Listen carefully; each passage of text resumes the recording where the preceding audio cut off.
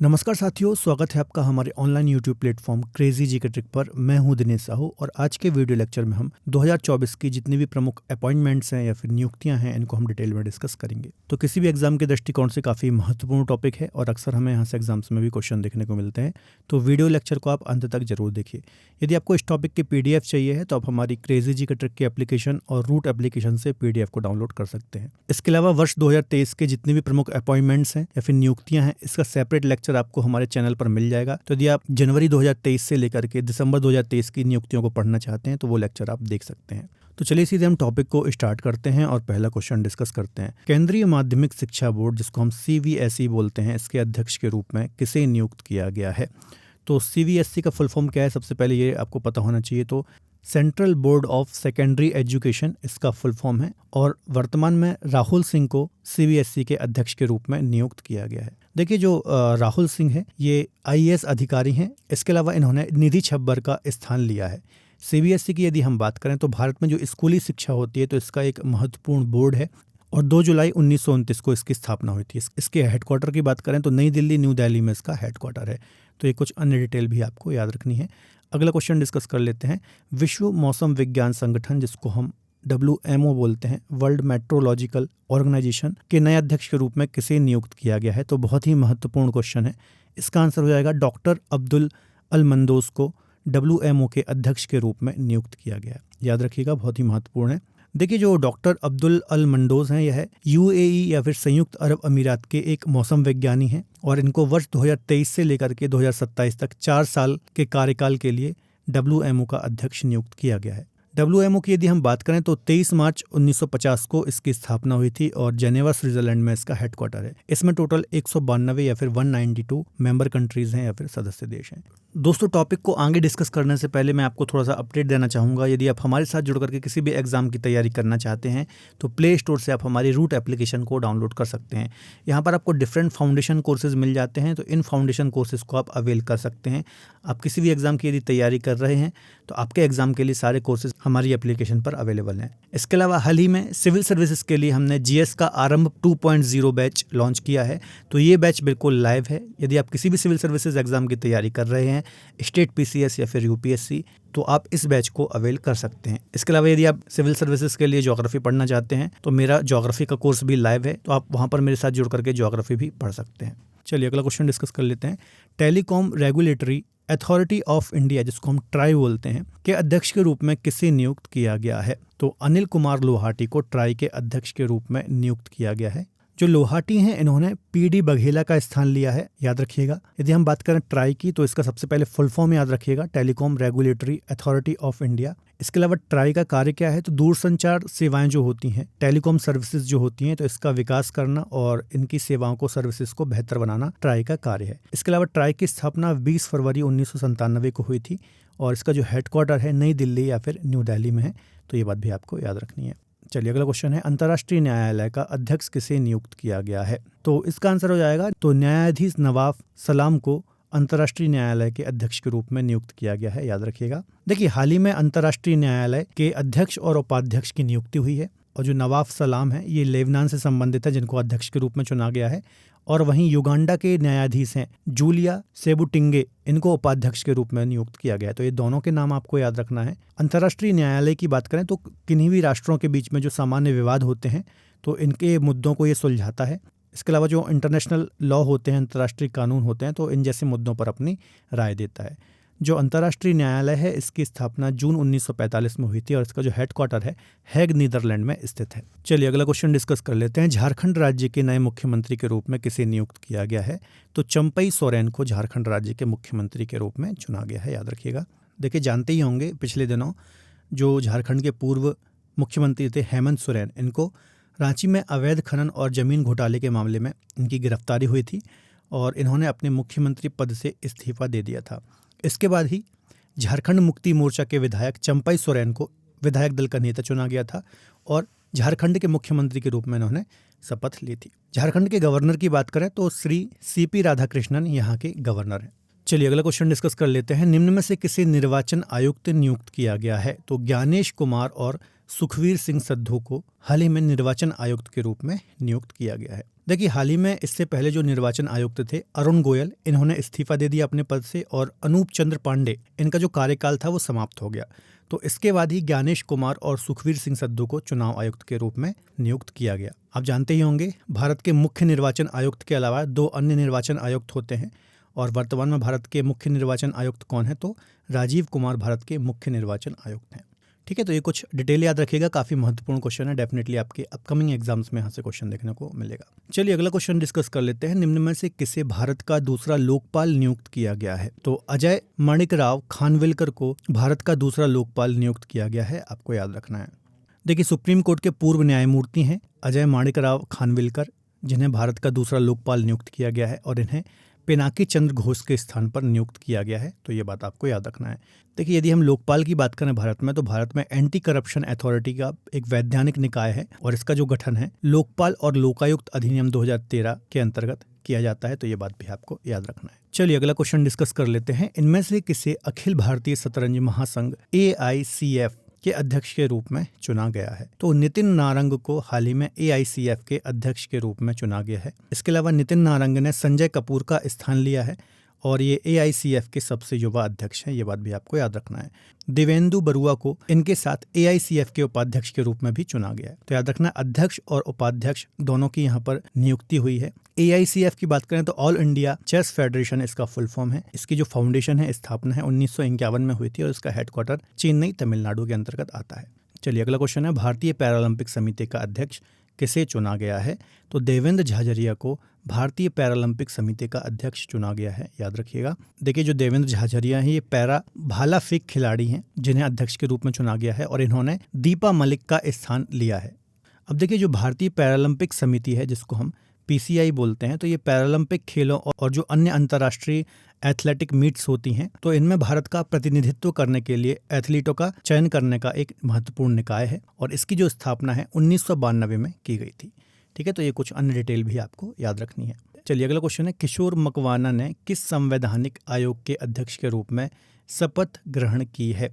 तो राष्ट्रीय अनुसूचित जाति आयोग के अध्यक्ष के रूप में शपथ ग्रहण की है किशोर मकवाना ने। तो द्रौपदी मुर्मू ने हाल ही में इनकी नियुक्ति की, आपको याद रखना है। और जो किशोर मकवाना है, इन्होंने पूर्व अध्यक्ष विजय सांपला का स्थान लिया है या फिर इनके स्थान पर ही किशोर मकवाना की नियुक्ति हुई है।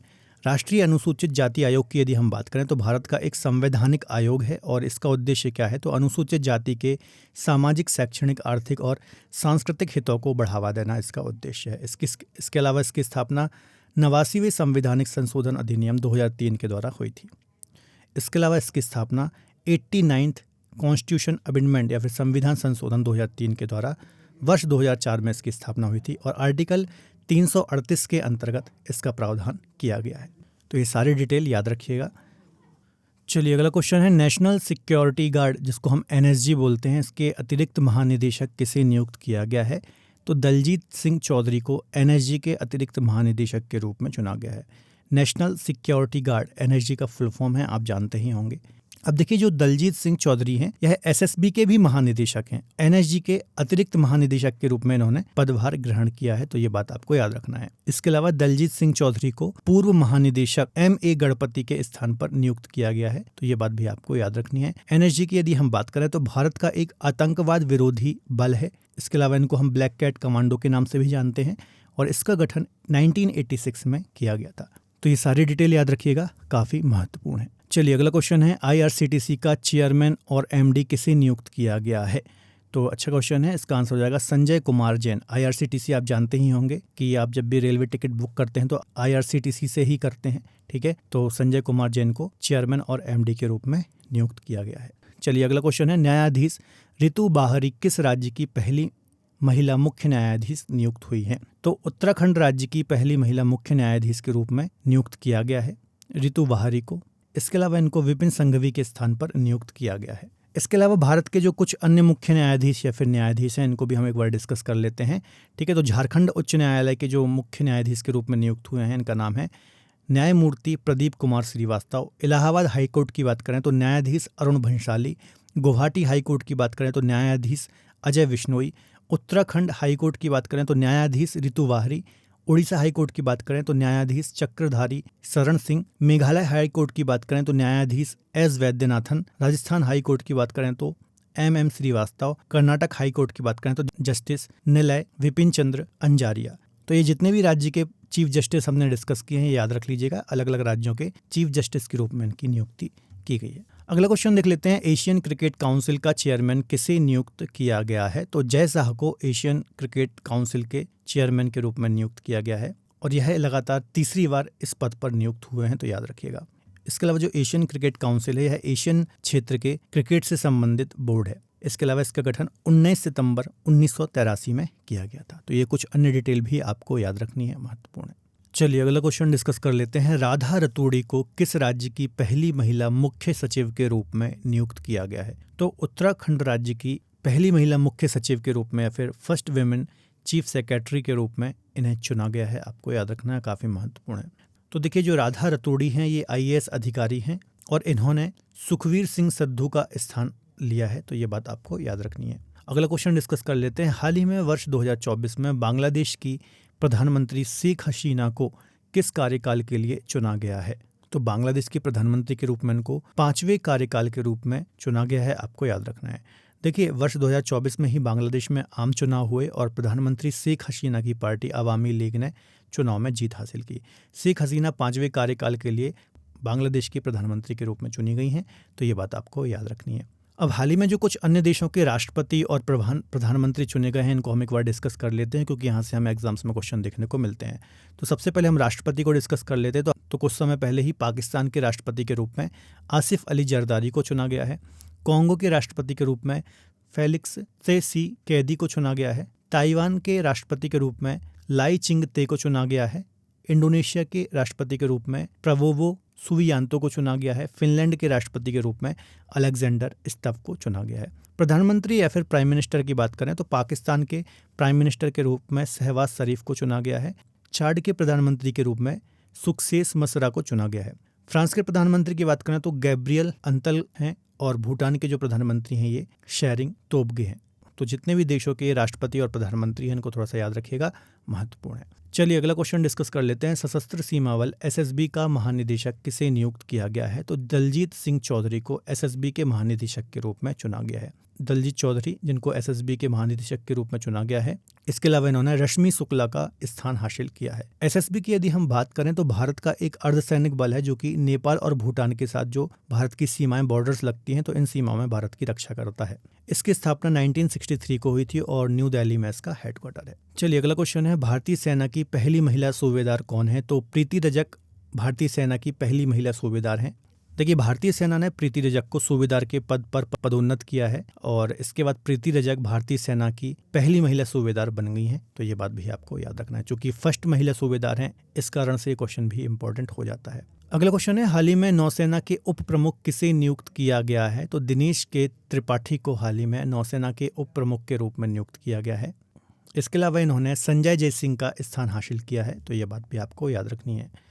चलिए अगला क्वेश्चन है, रश्मि शुक्ला किस राज्य की पहली महिला पुलिस महानिदेशक के रूप में नियुक्त हुई हैं? तो महाराष्ट्र राज्य की पुलिस महानिदेशक के रूप में नियुक्त हुई हैं रश्मि शुक्ला, याद रखिएगा। इसके अलावा इनको रजनीश सेठ के स्थान पर नियुक्त किया गया है। इसके अलावा महाराष्ट्र राज्य की पुलिस महानिदेशक बनने वाली ये पहली महिला हैं, तो ये बात भी आपको याद रखनी है। चलिए अगला क्वेश्चन है, power grid corporation of India के नए निदेशक किसे नियुक्त किया गया है? तो RK त्यागी को पावर ग्रिड कॉरपोरेशन के नए निदेशक के रूप में नियुक्त किया गया है, याद रखिएगा। पावर ग्रिड कॉरपोरेशन की बात करें तो भारत सरकार की एक सार्वजनिक क्षेत्र की महारत्न कंपनी है, तो याद रखिएगा। चलिए अगला क्वेश्चन है, हाल ही में 16वें वित्त आयोग का अध्यक्ष किसे नियुक्त किया गया है? तो अरविंद पनगड़िया को हाल ही में 16वें वित्त आयोग के अध्यक्ष के रूप में नियुक्त किया गया है, याद रखिएगा। इसके अलावा अरविंद पनगड़िया जो है ये वर्ष 2015 से लेकर के 2017 तक नीति आयोग के पहले उपाध्यक्ष के रूप में भी कार्य कर चुके हैं। और इससे पहले जो 15वें वित्त आयोग के अध्यक्ष थे ये कौन थे? तो NK सिंह 15वें वित्त आयोग के अध्यक्ष थे, ये बात भी आपको याद रखनी है। इसके अलावा जो वित्त आयोग होता है संविधान में अनुच्छेद 280(1) के तहत राष्ट्रपति द्वारा गठित किया जाता है, तो ये डिटेल भी आपको याद रखनी है।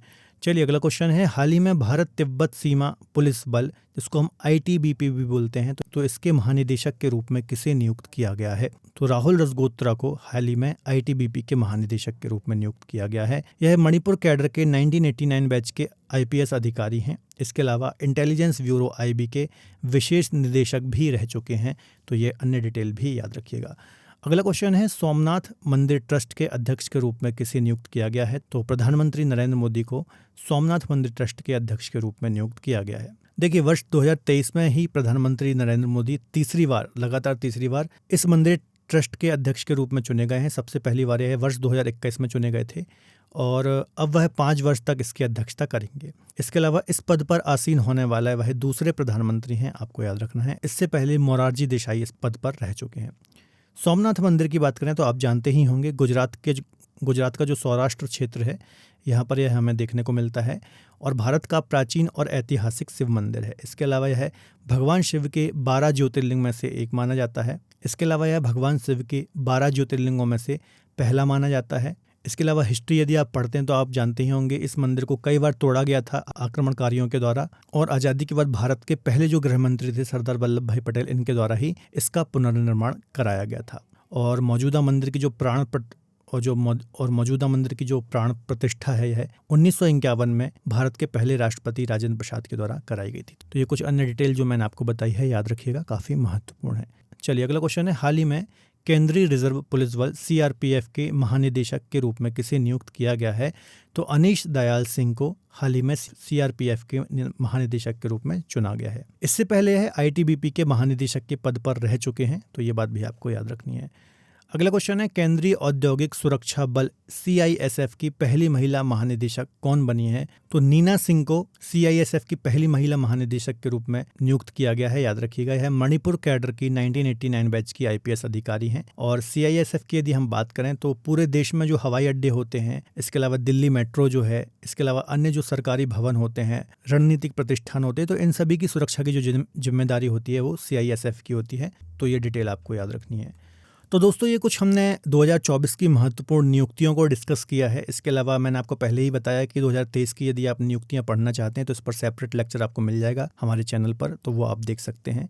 अब जाते जाते मैं आपसे कुछ क्वेश्चन पूछ रहा हूँ, इसका आपको कमेंट बॉक्स में आंसर देना है। पहला क्वेश्चन है कि हाल ही में भारत के मुख्य सूचना आयुक्त के रूप में किसे नियुक्त किया गया है ना? कुछ समय पहले 2023 में ये नियुक्ति हुई थी, तो आपको बताना है कि भारत के मुख्य सूचना आयुक्त वर्तमान में कौन है या फिर किन की नियुक्ति हुई है इस पद पर। इसके अलावा एक पॉलिटी का क्वेश्चन मैं आपको पूछ रहा हूँ कि जो मुख्य निर्वाचन आयुक्त होते हैं और जो अन्य निर्वाचन आयुक्त होते हैं, इनकी नियुक्ति किसके द्वारा की जाती है? ठीक है, तो ये 2 क्वेश्चन मैंने पूछे हैं, एक करंट अफेयर का और एक पॉलिटी से संबंधित है, चूँकि अभी न्यूज़ में था ये काफ़ी ज़्यादा, तो यहाँ से आपके एग्जाम्स में क्वेश्चन आ सकते हैं। तो इन दोनों क्वेश्चंस का आप कमेंट बॉक्स में आंसर दीजिए, डेफिनेटली मैं आपके कमेंट पढ़ता हूँ। तो फिलहाल आज का वीडियो लेक्चर यहाँ तक ही रखते हैं। वीडियो कैसा लगा कमेंट बॉक्स में ज़रूर बताइए। वीडियो अच्छा लगा तो प्लीज़ वीडियो को लाइक करें। इसके अलावा अपने दोस्तों के साथ शेयर भी कर सकते हैं। मिलेंगे अगले बेहतर लेक्चर में, तब तक अपना ख्याल रखिए और पढ़ते रहिए। बाय बाय, टेक केयर, जय हिंद।